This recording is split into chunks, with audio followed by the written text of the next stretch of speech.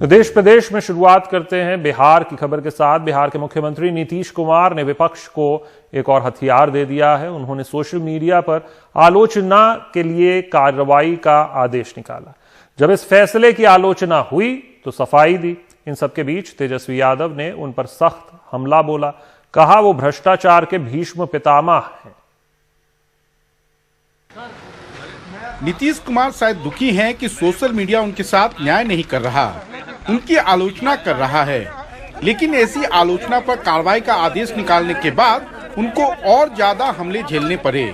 मैंने एक पत्र इशू किया है जो सभी विभाग के प्रधान सचिव और सचिवों को है, और इसमें उनसे अनुरोध किया गया है कि जो सोशल मीडिया का मिसयूज हो रहा है खासतौर से गवर्नमेंट के फंक्शनरीज के साथ, उसके बारे में अगर उनके पास शिकायतें हैं तो वो ईओयू को भेजे, जो नोडल एजेंसी है स्टेट की।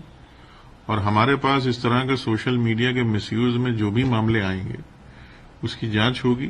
जांच में विधिवत तरीके से देखा जाएगा कि अगर वो कॉग्निजेबल ऑफेंस का मामला बनेगा तो उस पर कानूनी कार्रवाई होगी। बिहार पुलिस के वरिष्ठ अधिकारी जितेंद्र कुमार को सफाई देने के लिए सामने आना पड़ा। लोकतंत्र में कंस्ट्रक्टिव क्रिटिसिज्म का ऑलवेज वेलकम है, स्वागत रहता है। क्रिटिसिज्म हमेशा ही लोकतंत्र के स्वास्थ्य के लिए अच्छा है, परंतु क्रिटिसिज्म कंस्ट्रक्टिव होना चाहिए और साथ ही उसकी भाषा सम्मानजनक और मर्यादित होनी चाहिए। जो ये एडवाइजरी इशू की गई है आर्थिक अपराध इकाई के माध्यम से, वो ये है कि यदि अफवाह टाइप की सूचनाएं हों, गलत सूचनाएं हों और जो फैक्चुअली इनकरेक्ट हों और अपमानजनक भाषाओं का प्रयोग करने वाली जो है बातें सोशल मीडिया पे कही जाएं, तो उनके बारे में सूचित किया जा सकता है, क्योंकि ये आईटी एक्ट के तहत दंडनीय अपराध है। हालांकि इसके पहले भी नीतीश मीडिया के सवाल पर बुरी तरह बौखलाते देखे गए हैं। पटना में सरेआम हुई हत्या पर जब उनसे सवाल पूछा गया तो वे अपने पहले से 15 साल का हवाला देने लगे। जिनको राज मिला 15 साल तक, पति पत्नी के राज में जितना अपराध होता रहा, आप उसको क्यों नहीं हाईलाइट करते हैं? इसके अलावा अभ्यर्थी शिक्षकों का धरना न होने देने के लिए भी उनकी आलोचना हुई।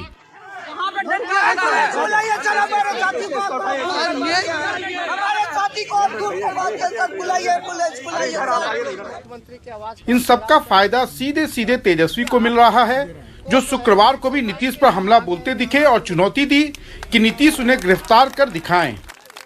सरकार के खिलाफ कोई बोले ना, अगर भ्रष्टाचार हो रहा तो क्यों ना कोई बोले। अगर कहीं कोई विभाग में या कोई मंत्री अगर गड़बड़ी कर रहा है तो कोई क्यों ना बोले। आप अगर अच्छा काम करेंगे तो लोग क्रिटिसाइज नहीं करेंगे, और समाजवादी नेताओं को क्रिटिसिज्म से डर किस बात का।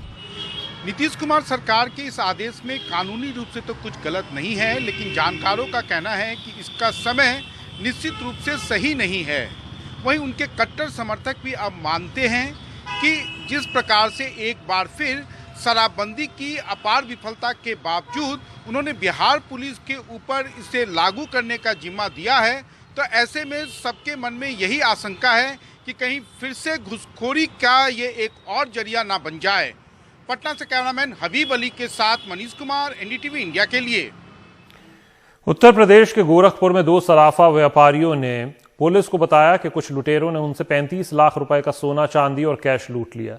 कहा गया कि लुटेरे पुलिस की वर्दी पहनकर आए थे। पुलिस ने सीसीटीवी से लुटेरों को पहचाना तो पता चला कि पुलिस की वर्दी में लुटेरे नहीं बल्कि असली पुलिस ही थी। बस्ती में तैनात एक दारोगा और 3 सिपाहियों को लूट के माल के साथ गिरफ्तार भी कर जेल भेज दिया गया है। लापरवाही के आरोप में 12 पुलिस कर्मियों को सस्पेंड भी कर दिया गया है। जो पुलिस में लुटेरों को पकड़ने के लिए भर्ती हुए थे, आज वे खुद लूटने के इल्जाम में पकड़े गए हैं। महाराजगंज के 2 सराफा व्यापारी 35 लाख का कैश और जेवर लेके लखनऊ जा रहे थे। रास्ते में वर्दी वालों ने जांच के नाम पे उतारा। उनको बताया कि वे नौसड़ पुलिस चौकी के लोग हैं, वहां पूछताछ को ले जा रहे हैं, लेकिन रास्ते में लूट लिया।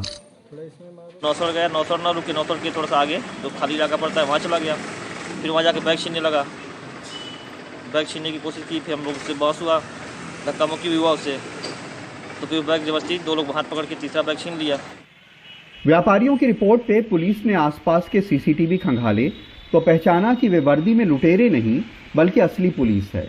वे बस्ती जिले के पुरानी बस्ती पुलिस स्टेशन के दारोगा धर्मेंद्र यादव, सिपाही संतोष यादव और सिपाही महेंद्र यादव निकले। उन्हें थाने से गिरफ्तार कर उनके पास से लूट का पूरा कैश और सोना चांदी बरामद किया गया। पुलिस की जो वर्दी है उसका एक गलत इस्तेमाल किया है और पुलिस की वर्दी में रहते हुए गलत काम किया है, तो इनके विरुद्ध कार्रवाई करेंगे। बर्खास्तगी की कार्रवाई इसलिए की जा रही है और एनएसए की भी कार्रवाई हम लोग धर्मेंद्र यादव पर कर रहे हैं ताकि यह नजीर बन सके अन्य पुलिसकर्मियों के लिए। महाराजगंज की सराफा मंडी में पकड़े गए लुटेरे दारोगा का एक मुखबिर रहता है जो बिल्डर है। पुलिस के मुताबिक सराफा मंडी में होने वाली तमाम खरीद फरोख्त की उसको जानकारी होती है। वो दारोगा के लिए मुखबिरी करता है और दारोगा अपने थाने के सिपाहियों के साथ जाके उन्हें लूट लेता। पूछताछ जब कड़ाई से की गई तो हाँ, एक घटना इन्होंने और स्वीकार की जो इन्होंने 29/12/2020 को की थी जनपद गोरखपुर के ही थाना शाहपुर एरिया में, और लगभग 1.5 घंटे तक सराफा को घुमाते हुए और कस्टम अधिकारी बनकर के इन लोगों ने लूट कारित की थी। उसका भी चांदी बरामद हुआ है। 4 किलो चांदी उसी घटना से रिलेटेड है। कानपुर देहात में एक पूरा पुलिस थाना इसलिए सस्पेंड कर दिया गया क्योंकि वहां के सारे पुलिस वाले माफिया विकास दुबे से पुलिस की मुखबरी करते थे। पीलीभीत में कुछ पुलिस वाले लाइन हाजिर हुए हैं, उनके सेक्स रैकेट में इन्वॉल्वमेंट की जांच हो रही है। और गोरखपुर में इस तरह पुलिस वाले राहजनी करते हुए पकड़े गए हैं, जेल भेजे गए हैं। अगर पुलिस की यह हालत होगी तो लॉ एंड ऑर्डर की क्या हालत होगी। बस्ती में मजहर आज़ाद, गोरखपुर में सलीम और लखनऊ में कैमरामैन राजेश गुप्ता के साथ कमाल खान, एनडीटीवी इंडिया। पिछले 59 दिनों से दिल्ली के बॉर्डर पर किसान डटे हुए हैं। कृषि कानून, जो 3 कृषि कानून पास हुए, उनको हटवाने के लिए और न्यूनतम समर्थन मूल्य एक कानून बनाने के लिए।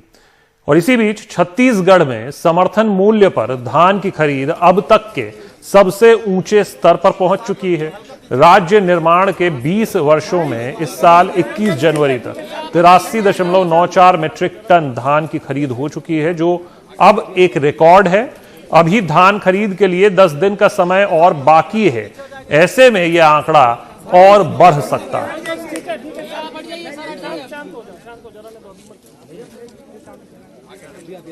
पिछले 20 वर्षों का रिकॉर्ड टूटा इस साल अभी तक के लगभग 85 लाख मीट्रिक टन धान खरीद चुके हैं और मैं समझता हूं जो लक्ष्य रखे थे 90 लाख मीट्रिक टन, उससे भी अधिक की धान खरीदी होगी।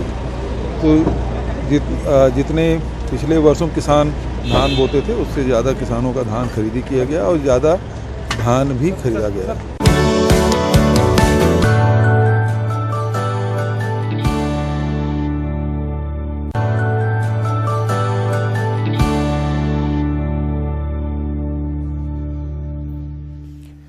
कोरोना का असर इस बार एरो इंडिया पर भी साफ दिख रहा है। 2 साल में एक बार होने वाला एरो इंडिया को 5 दिनों से घटाकर 3 दिन का कर दिया गया है। आम लोग इस बार पिछले एरो शोज की तरह हवाई करतब एयरफोर्स स्टेशन पर नहीं देख सकेंगे। हालांकि घर बैठकर ऐप और टीवी के जरिए वो हेलीकॉप्टर और सूर्य किरण जहाज के अनोखे करतब को देख सकते हैं।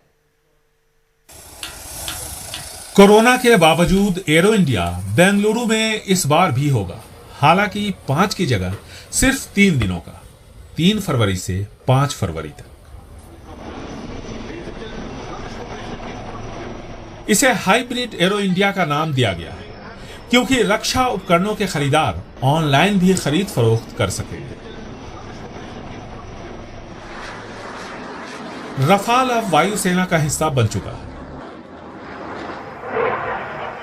इस बार नजर देसी लड़ाकू विमान तेजस पर भी होगी, लेकिन इसके साथ साथ इस एरो इंडिया में सारंग हेलीकॉप्टर और सूर्य किरण जहाज पहली बार एक साथ दिल दहला देने वाले करतब करेंगे। चिनूक और अपैची और राफेल भी स्टैटिक डिस्प्ले, हो सकता है एयर डिस्प्ले के लिए भी आएंगे, और सारंग और कैट हमारी जो टीम है वो इस बार पहली बार दोनों इकट्ठा एयर डिस्प्ले करेंगे, जो कि आज तक कभी नहीं हुआ। 2019 के एरो शो में पार्किंग लॉट में लगी आग में सैकड़ों कारें जल गई थी। इसीलिए इस बार ऐसे इंतजाम किए गए हैं ताकि ऐसी वारदात दोबारा ना हो। एक हमने शुरू से एक टीम बनाई है इंडियन एयरफोर्स की और कर्नाटका फायर सर्विसेज की। हर पार्किंग एरिया को ग्रास उसका बिल्कुल काट दिया गया है, उसमें फायर एक्सटिंग्विशर का होंगे, वहां पे फायर ब्रिगेड होंगी, फायर स्पॉटर्स होंगे। कोरोना काल में होने वाला दुनिया का ये पहला एरो शो होगा, इसलिए इस बार कुछ बंदिशें भी होंगी। विदेशी कंपनियां भी पिछले एरो शोज की तुलना में कम आ रही हैं। बेंगलुरु से कैमरामैन कुमार के साथ निहाल किदवई, एनडीटीवी इंडिया।